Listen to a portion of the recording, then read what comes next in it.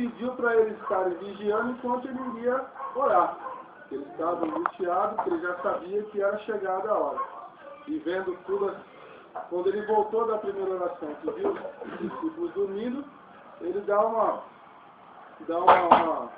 dura neles, né? Que eles deviam estar acordados para vigiar. E nós devemos estar sempre atentos, porque não sabemos a hora nem quando vai chegar. E nós temos que estar preparados para isso. Por isso ele diz, orai e vigiai. E nós temos que fazer isso.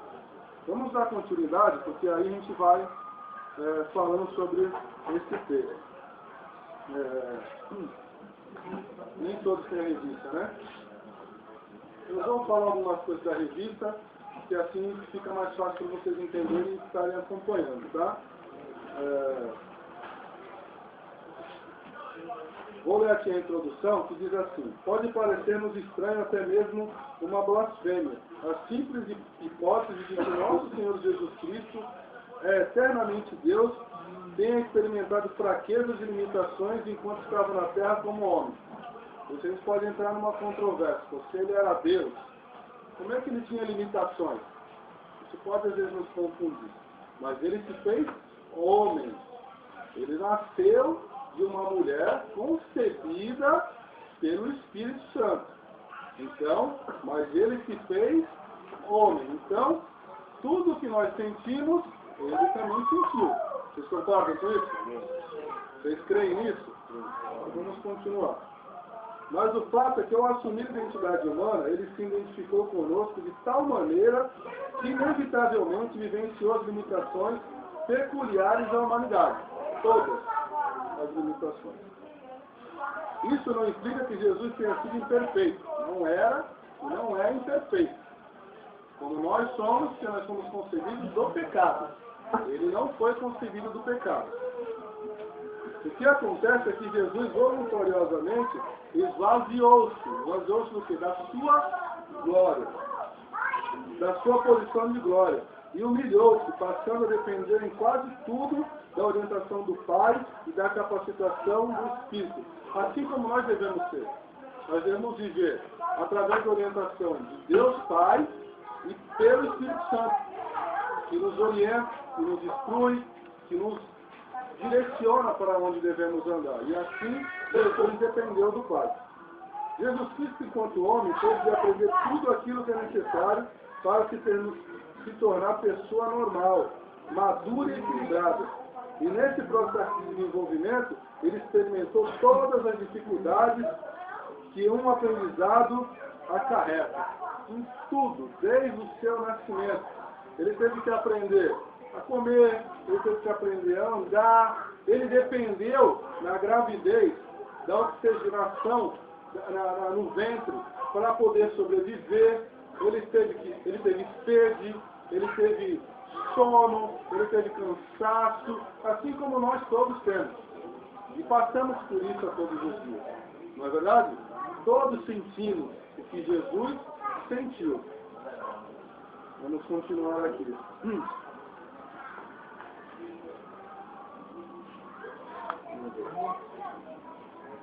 Aqui ele faz uma pergunta, que eu vou fazer a pergunta para vocês, e vocês respondam para vocês mesmos, mas aí no decorrer da lição, aí vocês vão entendendo, se não souberem responder, creio que no final eu vou fazer de novo a pergunta, e aí vocês vão conseguir responder ela da melhor forma, tá? Como posso me fazer fraco a fim de ganhar os fracos? Vocês pensem um pouquinho, como eu posso me fazer fraco para poder ganhar os fracos? E aí no decorrer da lição, que a gente vai fazer agora, aí eu faço a pergunta novamente para vocês, tá?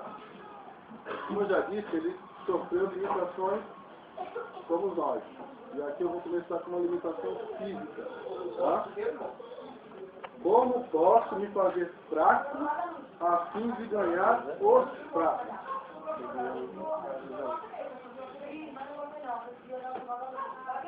Conseguiu? Como posso me fazer fraco a fim de ganhar os fracos?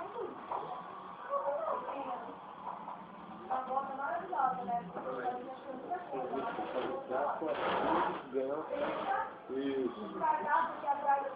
Vamos lá. O seu organismo, ele era limitado, assim como os nossos, tá? Então, vamos lá. Embora tenha sido concebido de maneira sobrenatural, como eu coloquei antes, ele foi concebido de uma forma sobrenatural. Não como nós, com o homem e com a mulher. A verdade é que somos que tem os nutrientes, o oxigênio recebido de sua mãe na fase pré-natal, como eu disse que ele precisava disso, certamente teria padecido. Depois de nascido, precisou de leite, a papinha que nós damos hoje para os bebês, de toda a alimentação adequada, de frutas, todos os nutrientes necessários para que possamos ter uma vida saudável. Nosso organismo precisa de ferro, sais minerais, precisa de proteínas e outras coisas mais para que possamos ter uma vida. E assim Jesus também necessitava de tudo isso. Certo? Nós estamos falando de Jesus, homem. Ok? Jesus como homem. E ele estava sujeito a se desidratar, a se ferir, se intoxicar, porque seu organismo era absolutamente normal como o nosso. Nós somos parecidos com Jesus. Nós somos imagem e semelhança de Jesus. Nós somos co-irmãos de Jesus, correto? Então ele teve que fazer homem para ser filho do homem, para que possamos também ser irmãos de Jesus e filhos do Pai. Correto? Aqui Paulo coloca um exemplo que diz assim: pelo que sinto prazer nas fraquezas, nas injúrias, nas necessidades, nas perseguições, nas angústias, por amor de Cristo. Porque quando sou fraco, então é que sou forte. Então começando a entender a questão da pergunta que foi colocada, como devo me fazer fraco? Vamos lá. Falar das limitações intelectuais agora. É lá em 2 Coríntios 12, 10. Tá? Se quiser anotar aí, 2 Coríntios 12, 10.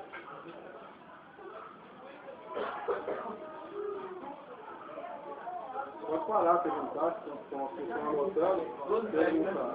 É igual, mas eu tenho alguns detalhes aqui. Oi? 12, 10. Tá? Vocês podem parar e perguntar, não tem problema não. Ok? Anotaram aí que agora eu vou falar sobre as limitações intelectuais dele? Eles são por parte, né? Físicas, em relação ao seu organismo, agora vamos falar sobre a intelectual.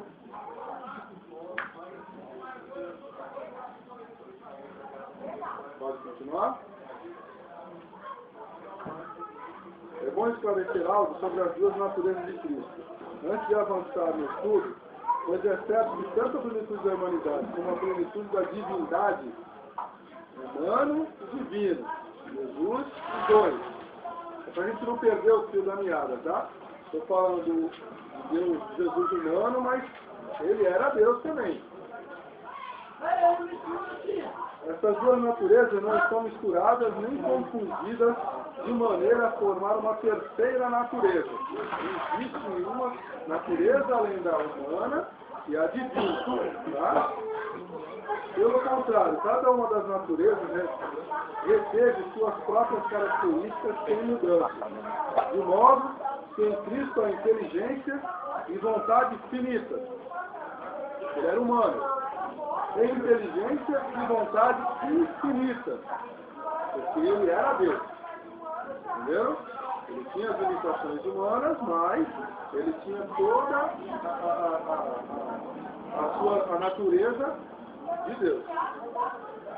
Em consequência dessa união de duas naturezas tão distintas, podemos conceder a ideia de que em um só tempo Jesus Cristo foi mortal e imortal. Finito e infinito, nascido no tempo e existente desde a eternidade, criador, criatura e criador, menor que Deus e igual a Deus, limitado e onisciente. Vocês entenderam isso aí? A forma humana ele era totalmente limitado, da forma divina era sem limitação, ele foi concebido pelo homem, mas ele existia desde o princípio com Deus e o Espírito Santo, desde o princípio, entendeu? Ele tinha sua inteligência natural, que ele aprendeu, mas ele também era onisciente, como Deus. Sabia tudo. Então as duas coisas andavam junto com ele, tá? Sobre o conhecimento limitado dele. Quando perguntaram a Jesus acerca de eventos escatológicos, esses eventos escatológicos é o que diz a respeito do que vai ser depois do fim do mundo. Correto? Entenderam isso? Vai ter o fim do mundo, correto? E existem as indagações a respeito de como vai ser. E às vezes a gente se pergunta como vai ser isso. Como vai ser depois? A minha vida, creio que todos que estão aqui, espero que todos estejam aqui, esteja ao lado do Pai. Não é verdade? Que estejamos todos juntos lá, louvando, adorando ao Senhor. Esse é o meu desejo. Corro para isso, espero que vocês também corram para que estejam junto com o Pai. São coisas que indagam a respeito do fim do mundo. O que possa acontecer, o que possa ser depois disso. Só um minutinho, irmão. Esse assunto escatológico é a doutrina dos últimos dias. Para melhor de entender. Né? Obrigado. Ele diz um versículo aqui que está lá em Marcos 13:32, que diz assim: mas a respeito daquele dia ou da hora ninguém sabe, nem os anjos no céu, nem o Filho, senão o Pai. Esses são mistérios que só pertencem a Deus. Nem Jesus sabia disso. Só Deus sabe disso.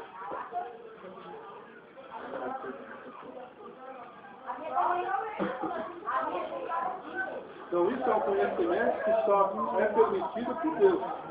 Entendeu? Por isso que Jesus, quando fala sobre isso, ele somente o Pai sabe. O dia e a hora. Nem ele sabia disso. Entendeu? E lá em Atos 1:7 também diz assim.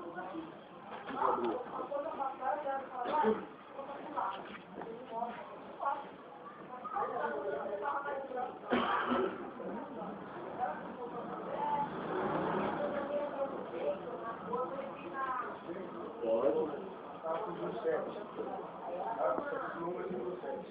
Ele lhes respondeu: não lhes compete saber os tempos ou as datas que o Pai estabeleceu para a sua própria autoridade. Porque aqui o povo estava indagando ele a respeito da restauração de Israel. E aí ele respondeu dessa forma: não vos pertence saber os tempos ou as épocas que o Pai estabeleceu pelo seu próprio poder. Então só permitia a Deus saber isso. Tá? Vamos lá. Aqui fala sobre a subordinação, né?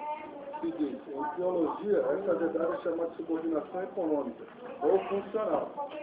Simplesmente é o modo como as três pessoas da Trindade, Deus Pai, Deus Filho e Deus Espírito, se relacionavam. Isso é um relacionamento completo.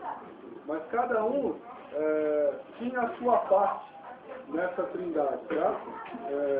Em sua essência, o Filho é igual ao Pai, mas as funções, o Filho se submete ao Pai, a fim de que haja perfeita harmonia entre eles. Então Jesus se submetia ao Pai.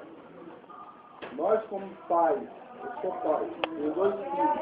Os meus filhos, eles têm que se submeter a mim. E assim vai ser quando eles crescerem, também constituírem família, e forem pais também, em relação aos seus filhos. E assim, cada um tem a sua função. Jesus, como filho, ele se submetia ao Pai. E nós, como filhos também de Deus, temos que nos submeter ao Pai. Saber quando é a nossa hora, quando é que devemos agir, mas somente quando o Pai nos disser como temos que fazer. Então, assim, nós nos submetemos ao Pai. Nós devemos sempre nos submeter ao Pai.